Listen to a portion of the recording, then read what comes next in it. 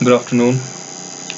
So yesterday we have completed the terminology of the related to genetics. Today we will see uh, the Mendel's work. First, Gregor John Mendel के बारे में हम देखेंगे.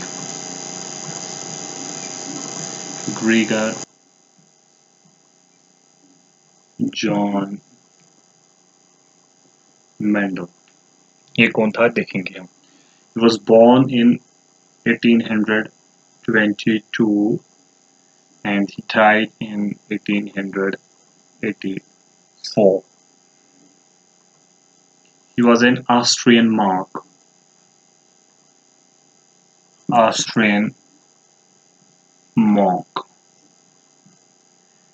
Today he is called the father of genetics. Why? Because he has given a tremendous contribution in genetics.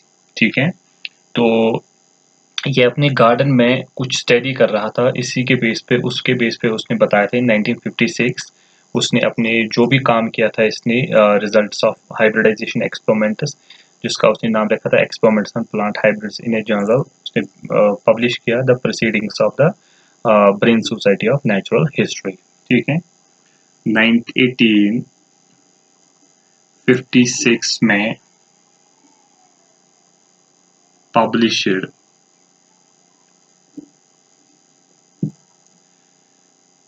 his experiments titled as Experiments on Plant Hybrids, Experiment on Plant Hybrids in a Journal. क्या कहते थे उसको? Called the Proceedings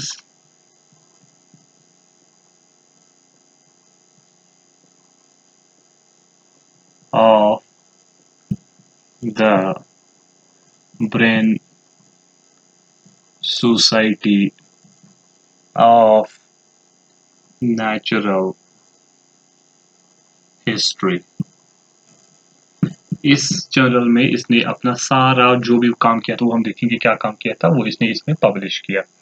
लेकिन इसको इसका recognition नहीं मिला क्योंकि इसने जो काम किया था वो अहेड ऑफ दैट टाइम था. ठीक है, उस वक्त सारे डार्विन की नेचुरल सिलेक्शन थ्योरी पे काम कर रहे थे, इसीलिए इसने कुछ मैथमेटिकल अप्रोच बायोलॉजी में यूज किया था, इसीलिए इसके काम को उस वक्त रिकॉग्निशन नहीं मिला. तो इसको उस वक्त थोड़ा सा लोगों ने कहा कि ये पागल है. फिर 1900 में उसके मरने के बाद 1900 में 3 साइंटिस्ट आए जिन्होंने इसके काम को रिडिस्कवर किया.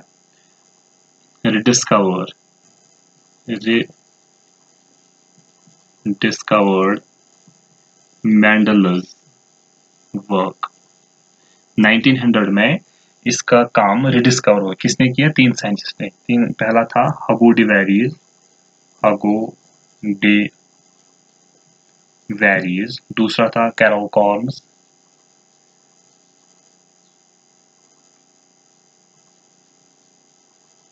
और तीसरा था एरिक शीरमैन.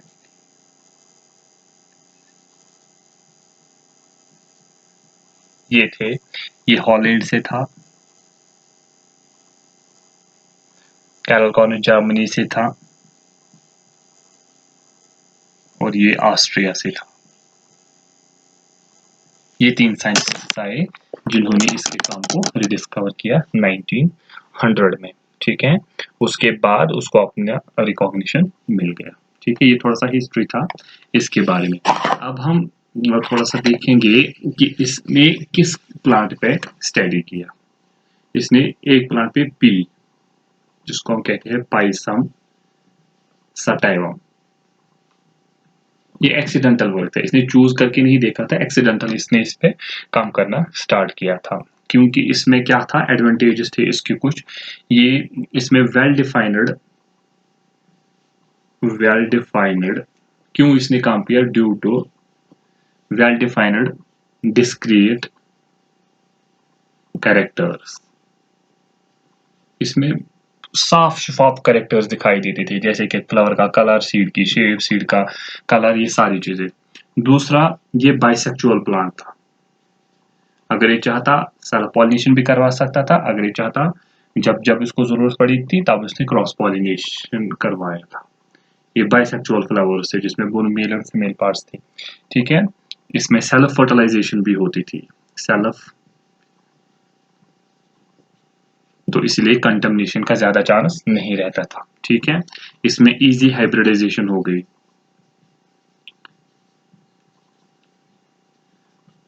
ठीक है, और इसका लाइफ स्पैन शॉर्ट था, इसको जल्दी लाइफ साइकिल शॉर्ट था, इसको जल्दी रिजल्ट्स मिलते थे, इसको ज्यादा वेट नहीं करना पड़ता था रिजल्ट्स देखने के लिए। ठीक है, तो इसने कितने कैरेक्टर्स दिए, कैरेक्टर्स चूज, कौन कौन से कैरेक्टर्स इसने चूज किए, इसमें कैरेक्टर्स चूज, सबसे पहले इसने 7 कैरेक्टर्स किए। पहला कैरेक्टर स्टेम हाइट, सबसे पहला जो कैरेक्टर इसने चूज किया था इसमें गार्डन पी में, वो था स्टेम हाइट। दूसरा था फ्लावर पोजीशन। तीसरा था फ्लावर कलर।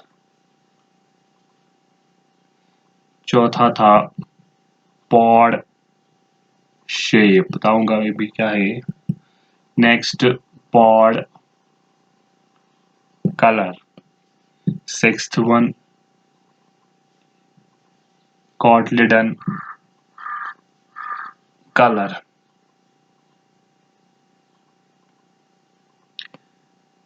या इस तरह से seed colour. Seventh one, seed shape. ये 7 कैरेक्टर्स मेंडल ने चूज किए थे। जब मैं इसमें बताऊंगा इसमें कंट्रास्टिंग ट्रेड्स क्या होते थे। स्टेम हाइट या तो टॉल हो सकता है या तो डेवार्फ हो सकता है ना, 2 कंट्रास्टिंग ट्रेड्स इसके। फ्लावर पोजीशन या तो टर्मिनल हो सकता है या एक्सल हो सकता है, एक्सल में होगा या टर्मिनल टिप पे होगा।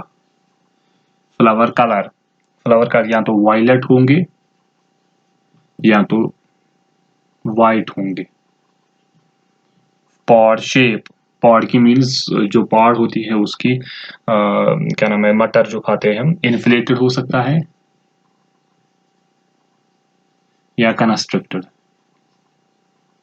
कंस्ट्रक्टेड या तो इस तरह से हो सकता है कंस्ट्रक्टेड या तो इन्फ्लेटेड हो सकता है। ठीक है, और नेक्स्ट है पॉड कलर, या तो ग्रीन हो सकता है या तो येलो हो सकता है।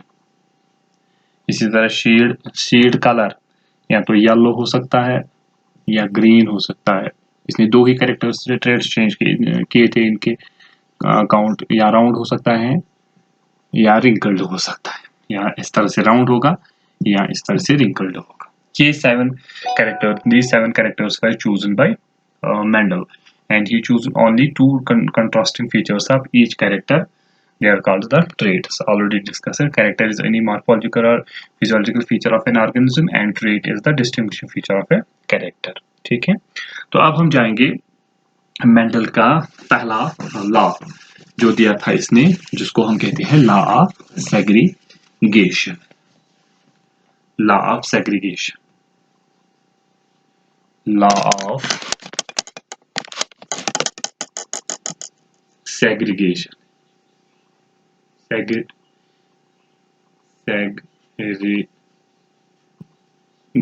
या जिसको आप कहते हैं फर्स्ट लॉ भी कहते हैं आप इसको। ठीक है, ये किस बेस पे इसने एक्सप्लेन किया, कौन से क्लास पे, मानो हाइब्रिड क्रॉस पे, मानो हाइब्रिड क्रॉस पे। ठीक है, दैट मीन्स एक ही कैरेक्टर इसने काउंट किया था। ठीक है, तो इसका स्टेटमेंट सबसे पहले लिख लेते हैं, बाद में हम डिस्कस कर लेते हैं। It states that, it states that each individual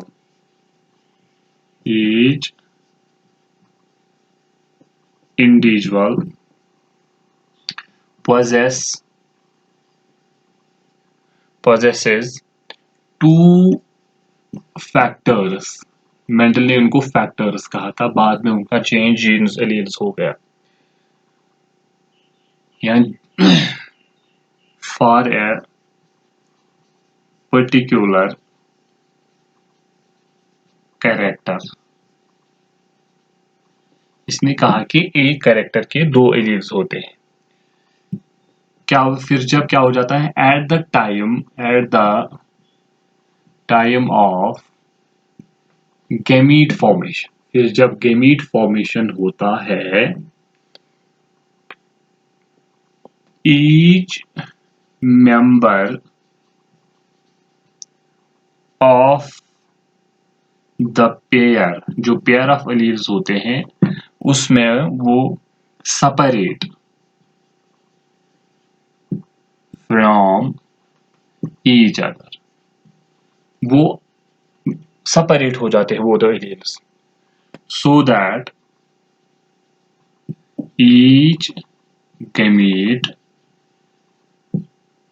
carries only one allele, या फैक्टर भी उसने कहा था, ठीक है। That means gametes are always pure, उसमें एक ही हो सकता है, दो एलील्स में से एक ही हो सकता है, इसीलिए इसका दूसरा नाम ये भी कह सकते थे, law purity of gametes, purity of gametes, ठीक है। तो ये है स्टेटमेंट। तो स्टेटमेंट कहता है कि it states that the each individual possesses two factors for a, हमने फॉर ए कैरेक्टर, हमने कहा था प्लांट हाइट के कितने एलील्स थे, दो, टी एंड टी एलील थे, ठीक है। अगर ये है फॉर एग्जांपल, ये एक जीन है, ये प्लांट की हाइट है, ये दो है, अब जब गैमीट्स बनेंगे तो ये क्या हो जाएंगे, सेपरेट, एक गैमीट में एक जाएगा, दूसरा गैमीट में दूसरा जाएगा, ठीक है। तो गैमीट्स में हमेशा एक ही होगा दोनों में से, इसलिए हम इसको कहते हैं प्योरिटी ऑफ गैमीट्स भी। तो गैमीट्स में हर एक जीन में से एक जीन होती है, उसके दो एलील्स होते हैं, दो एलील्स में से एक एलील ही हमेशा आएगा एक गैमीट में, और वो दैट मीन्स सेपरेट हो जाते हैं जब गैमेटोजेनेसिस होती है। इस तरह के लॉ को कहते हैं लॉ ऑफ सेग्रीगेशन, का मतलब होता है सेपरेशन ऑफ एलील्स।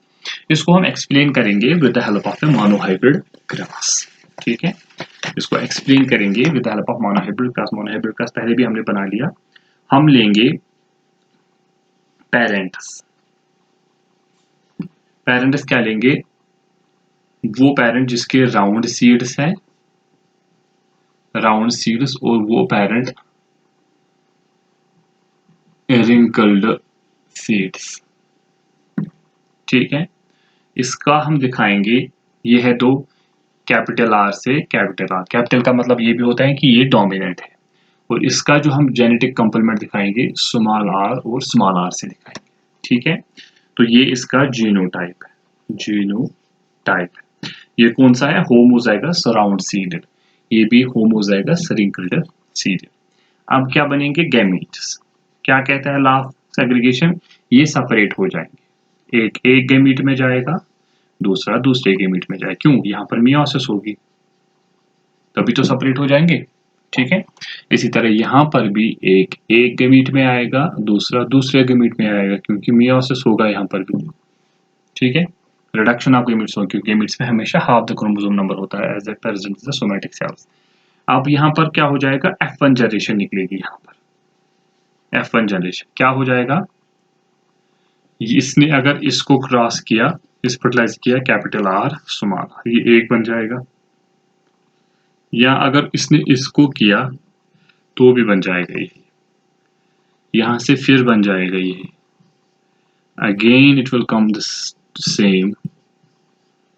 ये सारे क्या होंगे, ये राउंड होंगे, राउंड सीड, क्यों, क्योंकि राउंडनेस इज डोमिनेट ओवर रिंकल्डनेस, ठीक है। तो इसका क्या मतलब है कि राउंडनेस की ये रिंकल्डनेस का एलील खत्म हो गया। पहला ला ये भी कहता है कि इसका जब हम पहला जनरेशन निकाल लेते हैं तो उस वक्त हमें लगता है कि शायद रिंकल्डनेस के एलील्स खत्म हो गए या रिंकल्डनेस का कैरेक्टर खत्म हो गए, नहीं, वो खत्म नहीं होता है। The alleles keep their identity and get expressive whenever they get chance, ठीक है। अब हम सेल्फिंग करेंगे। सेल्फिंग मीन्स दो सिमिलर इंडिविजुअल्स को उठाएंगे यहाँ से, एक मेल और दूसरा फीमेल, ठीक है। फिर से गैमीट्स बनेंगे, capital R small R, separate हो जाएगी law of segregation, capital R small R, ठीक है। यहाँ पर बनाएंगे F2 जनरेशन। अब हम यहाँ से लेंगे ये पनेट स्क्वायर के थ्रू, देखेंगे क्या क्या चांसेस हैं। Capital R capital R capital R small R capital R small R small R small R, ठीक है। तो यहाँ पर क्या मिला आपको, ये क्या होगा, राउंड सीड, ये भी होगा राउंड सीड, ये भी, ये रिंकल्ड सीड मत हो गया, रिंकल्डनेस खत्म नहीं, इस जब भी इसको चांस मिला ये एक्सप्रेस हो गया। तो यहाँ से हमें रेशियो मिलेगा 3:1, ये पहले भी हमने कर लिया 3:1 रेशियो, ये फिनोटिपिक रेशियो है। दैट मीन्स बाहर से आपको इसमें से 3 राउंड दिखेंगे, ये भी और ये भी, एक ही दिखेगा रिंकल्ड। अगर हम जीनोटिपिक रेशियो देखेंगे, बाहर से आपको होमोजाइगस राउंड कितनी, 1, होमोजाइगस रिंकल्ड कितनी, 1, और हेटेरोजाइगस हाइब्रिड कितने होंगे, 2। ये है monohybrid genotypic ratio. This is the first law of Mendel, that is law of the segregation. Tomorrow we'll see the second law, that is the law of independent assortment.